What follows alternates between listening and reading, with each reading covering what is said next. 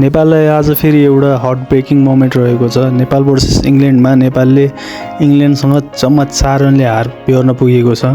184 run बनाएको इङ्ल्यान्डले 185 को target दिएको थियो भने नेपालले 20 ओभरमा 180 रन मात्र बनाउन सफल भयो।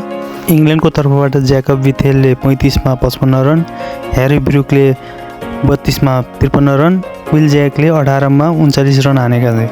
त्यसैगरी नेपालबाट कुशल बुर्थेलले 17 मा 29 रन, रोहित पौडेलले 34 मा 39 रन, दिपेन्द्र सिंह ऐरीले 29 मा 44 रन र लोकेश मामले 20 मा 39 रन हानेका थिए। त्यसैगरी इङ्ल्यान्डको बलिङ तर्फबाट वुडले 1, आर्चरले 1, डसनले 2, विल ज्याकले 1 र स्याम करनले 1 भने नेपालको तर्फबाट शेर मल्लले 1, दिपेन्द्र सिंह ऐरीले 2, नन्दन यादवले 2 र सन्दीप लामिछानेले 1 विकेट लिएका थिए।